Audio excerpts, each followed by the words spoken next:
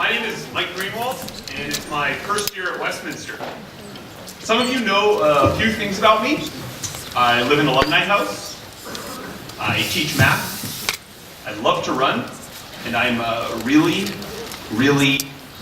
into soup. Shout out to the staff of Adams Dining Hall for bringing their A game to the vegetarian soup pot every day. You guys are the best. Remember, everyone, every day is a soup day. What most of you don't know about me is a time in my life when I lived far away from Simsbury in a country named Nepal. So most people know exactly one thing about Nepal.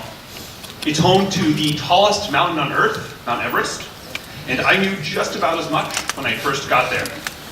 I expected Nepal to be unrelentingly cold, but I was wrong. It was blisteringly hot and humid. I expected snow every week. Again, I was wrong. I arrived during the stifling monsoon season. And I guess you could say that what I expected was the never-ending winter of Simsbury, Connecticut, and what I got was a tropical rainforest. But most importantly, I expected to understand Nepal's culture in a way that I understand American culture. And you guessed it, wrong again. My expectations were misguided. And expectations lie at the heart of how I discovered the paradox of street children in Nepal. Day one, it was my 20th birthday. It was 90 degrees Fahrenheit, and it was pouring rain. Perfect. Welcome to Nepal. As I noted before, when most people think of Nepal, they imagine the frost of Mount Everest. The snows of the Himalayas that I expected, however, were entirely absent as the muggy and wet monsoon season dragged on in Kathmandu, a rugged city that I would soon call home. I was eager to begin my semester studying abroad for Wesleyan University, and frankly, I had no idea what I was getting into. Would I study economic trends in Buddhist communities, investigate the Tibetan diaspora in Nepal, critique ethnic federalism? There were so many possibilities, and I never could have imagined that my inspiration for returning to Nepal, again and again, would come from the palms of Nepal's forgotten boys and girls. Back to reality, I am holding on for dear life in the back of a tiny taxi, listening to the squawking of the driver's two chickens howling in the trunk. Is this legal? I wondered. As we bobbed and weaved in and out of oncoming traffic, it was clear that my driver was in a hurry, and I thought to myself, this guy is going to kill me. So Kathmandu gridlock eventually set in, and the taxi halted to a stop. I carefully released my death grip from the car door, and I exhaled. I was contemplating whether or not I should get out of the taxi and walk. But I peered out the window, and I saw two boys, probably about 11 years old, fooling around on the side of the road. I froze. I noticed that they didn't have shoes. They were visibly unkempt, and they seemed almost, well, intoxicated. One passed a small plastic bag to the other, sucking big gulps of air from inside the bag, and then laughing hysterically. It was hardly noon. Shouldn't those kids be in school? What were they doing? Again, my expectations, informed by my American perspective, were wrong. I just wanted to let you guys know that there are some photos up here, and they're the eyes of people that are pictured in these photos. They're blurred out because these are minors. But going in, I expected that most children in America probably had it better than children in Nepal. After all, America is an economic powerhouse. Nepal is very much so a developing nation. Even so, I could hardly imagine a situation in which children of that age would be out of school so early in the day, and what were they doing with that bag? Who were these kids? So I learned that these were the street boys of Nepal. Of of which there are thousands today. They were huffing the fumes of epoxy glue from a used milk bag. Yes, milk in Nepal is bagged. The glue is called dendrite, and it's a low-grade inhalant. It's often mixed with paint thinner or chemicals to produce a euphoric high. It's the kind of glue that you use to fix your shoes or make a model rocket. Before studying abroad in Nepal, I had the privilege of traveling to numerous other countries in the developing world, like Ghana, Botswana, and Fiji, yet I'd never seen such open and unaddressed drug abuse before, let alone by children. Poverty hit me like 1,000 bricks in a way that I had never felt before. I felt guilty. I felt overwhelmed. I felt hooked. And I had to figure out more about these kids. I had to learn about how they lived their lives and how I could help them. And that was my first major mistake, which is what I'd like to talk to you guys about today. I assumed that because these children were unattended, they were using drugs and out of school, that they needed my help. Why did they need my help? Because I'm privileged. I come from an affluent country, and I'm lucky enough to have a good education. I give my dollar at the checkout of the grocery store to feed the hungry kids overseas, right? So being overseas, I felt a very patriarchal, very misguided sense of responsibility for the well-being of these kids whom I had never met. And I quickly learned that I was not alone.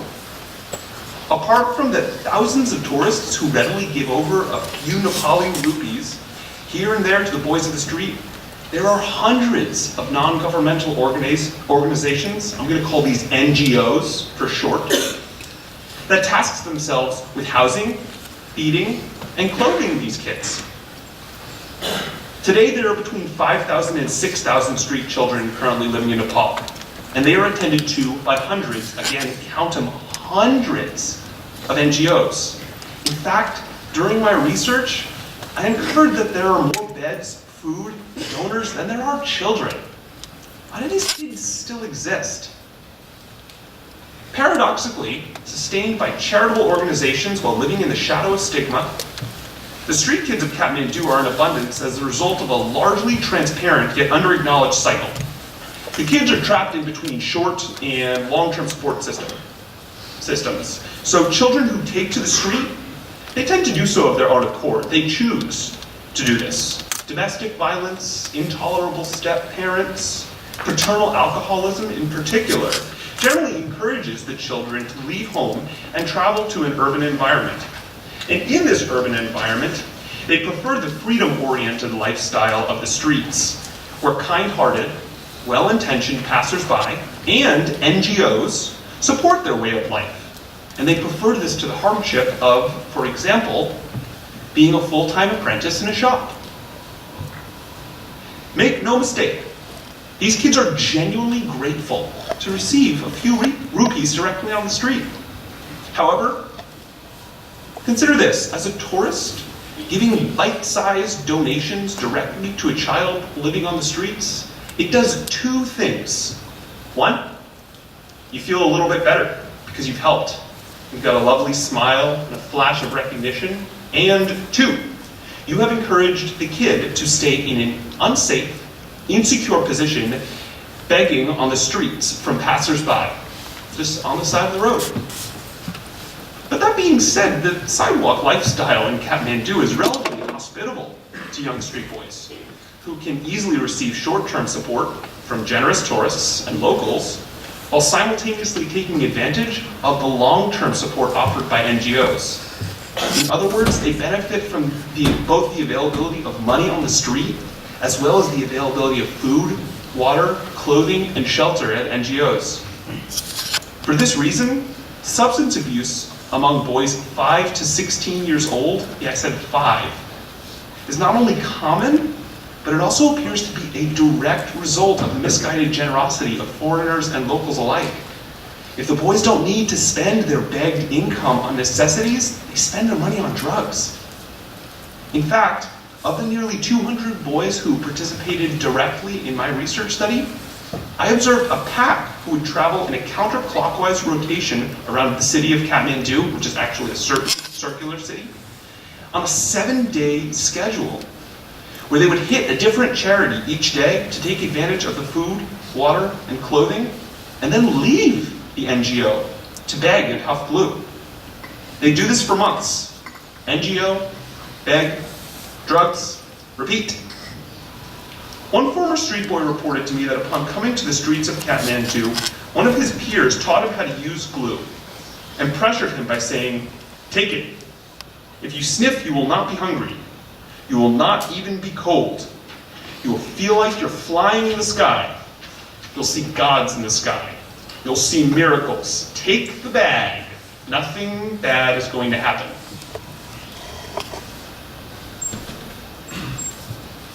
He was 11. And despite his friend's advice, the World Health Organization reports that excessive inhalation of toluene, which is the intoxicating chemical that comes in these adhesive glues, leads to permanent neurological damage and brain development stagnation in children and adults. So while I conducted my first round of research, I worked with an NGO for a number of months to ban the sale of glue to anyone under the age of 18 years old. I thought that that was my way of helping. It took nearly 2 more years to pass the ban, and which wasn't even implemented until November of 2016. I expected the public to be fully supportive of the movement, yet many people told me that the existence of street children in Nepal was just the way things are. And even without glue, once the ban was passed, some of those kids turned out to turn to even harder drugs, while many others simply relied on an older friend or a relative to help them feed their addiction to glue. Did I help? Were any of these NGOs really helping? So what do our chapels at Westminster usually end with? A happy ending? A lesson? A high note? I mean, I wish there was a fully happy ending to this story. I wish I could tell you that I had a perfect answer. And I just don't. What I will do is keep trying, I'll keep challenging my own expectations, and I'll keep learning about how this cycle might come to an end, which, by the way, is not just present in Nepal, but is also present in India, Ethiopia, Nicaragua, Kenya, Malaysia, and almost a dozen other developing nations worldwide. So I expected that I could change things, that I could solve the problem. I expected that because I believed so passionately in these kids, that they would want to change their own lives. I expected that I could come up with a cure. And what I now believe is the only way to hasten the end of street children worldwide is to support the communities where these kids actually come from. The street kids of Kathmandu are more than just cracks in the urban pavement. They're a sub-society from the rural villages of Nepal. Foremost in addressing the existence of street children is teaching tourists and locals that giving money or selling substances to children is just unacceptable. Utilized properly, the support system set up by NGOs can house, feed, and rehabilitate a significant portion of the current street population if and only if they aren't receiving drug money on the side. Effective and community-oriented cooperation to restrict the access to substances that these boys currently enjoy is a crucial component in reducing the number of children who remain on the street in the long term. The fate of the street kids of Kathmandu is entirely reliant upon the very society that rejects the street kids of Kathmandu. Their lives are quite literally in the hands of everyone around them. And when I polled former street children, ones who had been rehabilitated, ones who had gotten off the street, I asked them, what would you say to the person, to the tourist, who gave you 5 rupees while you were living on the street if you saw them today? One former street boy responded, quickly, I would tell them never to come to Nepal again. I would never thank them. So what does prevention look like? It looks like education in rural communities, places that most tourists will never go. It looks like empowering young Nepali people, not foreign tourists or philanthropists, to be the change that they want to see in their society. In fact, it looks like Reese Poe, a student here at Westminster who traveled to Nepal for a summer. I'm proud to have Reese as a student in my calculus class, and even prouder to plug her GoFundMe campaign today to increase rural access to educational supplies in Nepal. Measures that will directly reduce the number of kids migrating to cities to become street children and support their families. And I'll send this to Westie Community News later on today. For whatever it's worth, I've actually also written historical work about street children NGOs and foreign aid in Nepal. And I invite anyone in the Westminster community to come speak with me further about this topic if they're interested. So, the next time you see someone in need, think twice about how you offer your support. Make sure that you know what your donation, what your support, what your contribution will enable, and make sure you think about how you will donate and how you will support. Recognize that your kindness and your expectations, they may be misguided, even when your heart is in the right place. So most importantly, challenge your expectations. Challenge yourself to see the world from a different perspective. It could change your life. Thank you.